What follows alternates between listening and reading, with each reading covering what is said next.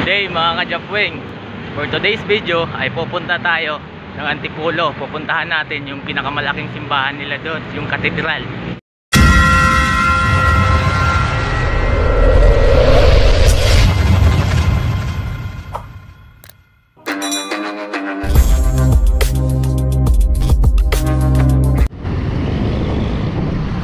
Dito na tayo sa SM Ortigas. Ayan, sa bandang kanan natin. Ayan o. Talang, medyo madilim pa. Kaya hindi pa makita. Time check pala 5:43 ng umaga.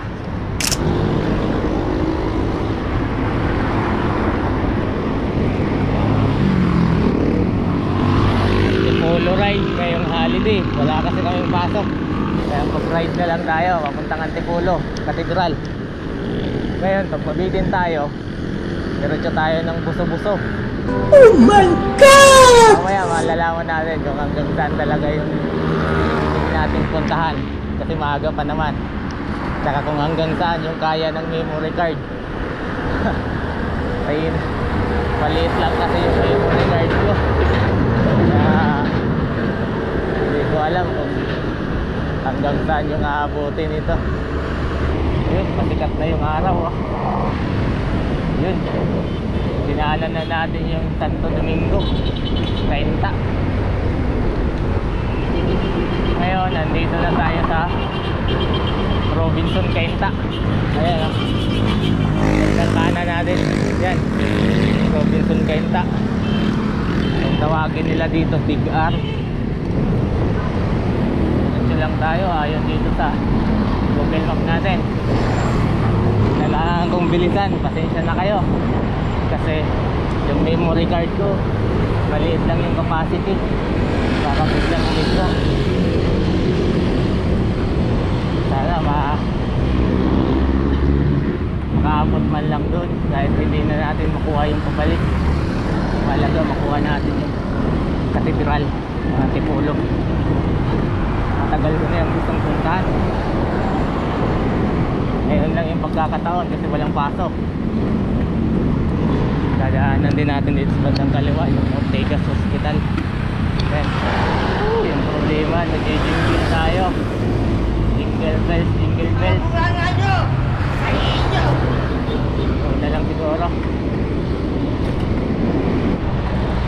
Ito palang binabaybay natin, Ortigas Avenue extension to. Paano masabi? Ganun din yan sa kaliwa.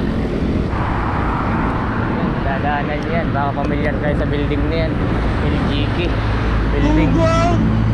Parinig kita sa mukha eh. Parang napaka-smooth bumbahan ng bike ko ngayon no? Parang napaka-smooth pagdakan. Mayroon din palang SSS dito sa Cainta, bandang kaliwa pag galing ka ng LG. May mga bikers na tayo nakikita. Kunyari ka grupo. Dito tayo. Gago! Ano tayo? 1K Cainta, ROTC, Hunter. Yun, para lang ng CI pala dito. Yun. Yun din yung PhilHealth sa kaliwa. Ito din pala yung Cainta. Shout out kay Richie Yanson. Alam ko kasi nandito yun sa Cainta eh. Kaya lang, di ko alam kung saan yung lugar, saan yung bahay niya dito. Saan siya dito nakatira. Ayun, Cainta Public Cemetery. Madadaanan din pala dun sa Luban Mark pala.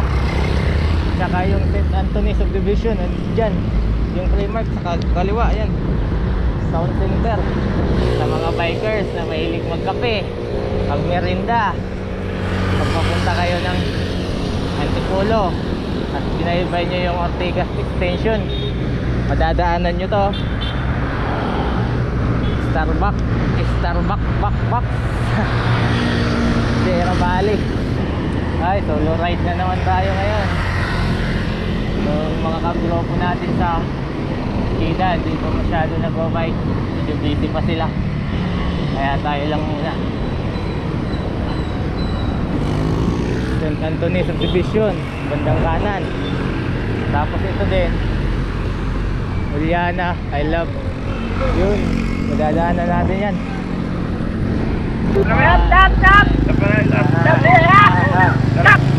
Ano, mukha natin. Hindi pa magbawas ng gear. Maaga pa naman, magpapawi. Sayang, wala pa tayong speedometer. Hindi natin makita yung engine dito kung gaano kataas. Pahon na, parang nararamdaman ko na yung pahon na. Banayad na pahon. Yun, Walter Mart, bandang kaliwa. Madadaanan nyo din to. Ayan, pahon na. So di pa ako nagbabawas ng gear kasi alam ko mas maahon pa dun sa pagkatitulo ng yung tayo magre-reserve. Kasalukuyan pa rin tayo nandito sa Ortigas Avenue Extension. Yan na siguro sa unahan yung bilog, yung parang rotunda nila. Kakaliwa tayo dun. Welcome Barangay Dolores Seminar Institute. Yun Seminar Institute Baptist. Yan yung sinasabi kong bilog. Antipolo, Ortigas Manila, Cabrero Road, Binangonan. Kakaliwa tayo. Pagkakaliwa dito, dandahan lang kasi kita nyo yan. Meron papunta doon. Pag pinaybay natin yung papuntang Anguno yun. Pero dito tayo, papunta tayong Antipolo eh. Kaya dito tayo. Yun yung papuntang Anguno. Doon. Dito alam ko may ahon na to eh. Nakapunta na kasi ako dito sa business. Kaya lang dito sa pinap yun. Namasya lang ako doon. Ito yung pangalawang pagkakataon ko pumunta dito na nakabike. Ayun, madadaanan natin to. Asia Pacific nasa rin. Yun, yung nasa likuran natin, nasa number 5 na. Pahon na kasi to eh. Ito na yung umpisa ng pahon, papuntang Antipolo. Ayun dito, yung Central Mall daw, Antipolo, nasa 13 km pa. Yun, taas. Pero may recover ito doon. Makaos tayo. Sarap. Saktong-sakto sa umaga. Binat talaga yung tuhod. Yun, relax tayo. Baka mamaya may ahon na naman. Time check 5:58 ng umaga. Nakikita ko na yung ahon. Ito, tingin ko mahaba-habang ahon to eh. Ito na yata yung makikita natin, yung signage ng Antipolo, bandang kaliwa. Sa ahon na to. Nakambal talaga to ng Antipolo. Ahon na to. Sarap sa tuhod. Ayan, bandang kaliwa. Sa pangalawang ahon. Ito yung pangatlo pala. Kakyatin ko. Dadaanan nyo yan. Paris Model College. Sana all nakapag-college. Ito yung makunat-kunat na nahon.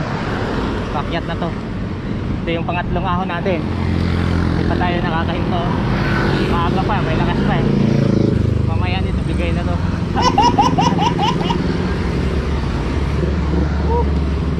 Pinapawisan na ako. Sarap. Sarap ng ahon.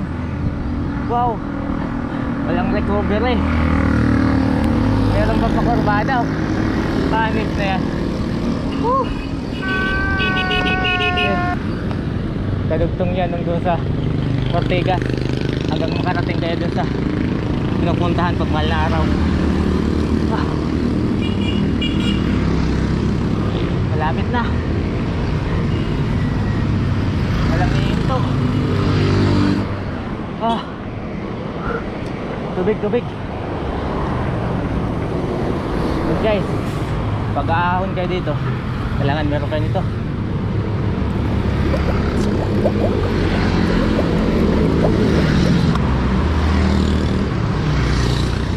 Sarap. Our Lady. Madadaanan yan. Ayun, parating na tayo ng Antipolo. Ayan na oh. Yan. Picture tayo dyan saglit. Andyan din yung ibang mga siklista oh.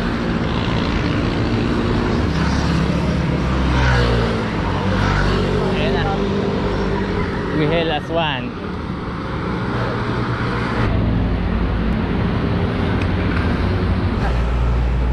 Dito na tayo sa boundary ng Antipolo.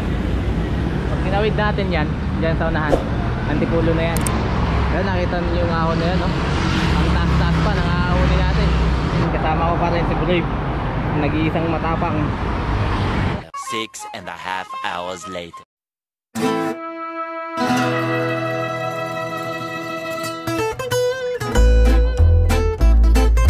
Shoutout sa mga katrabaho ko sa Negril, pati sa dati kong trabaho, Bandy. Shoutout sa girlfriend ko, si Annabelle, kahit di niya ako pinayagan. Yun, andito na nga tayo sa Antipolo Cathedral. Ayan. Sa buong simbahan.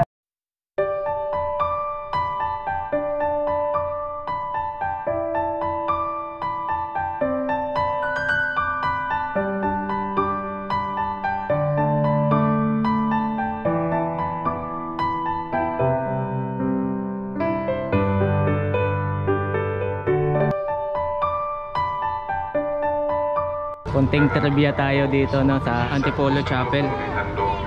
Ito po ay National Shrine of Our Lady of Peace in Good Voyage, pambansang dambana ng Birhen ng Kapayapaan at mabuting paglalakbay.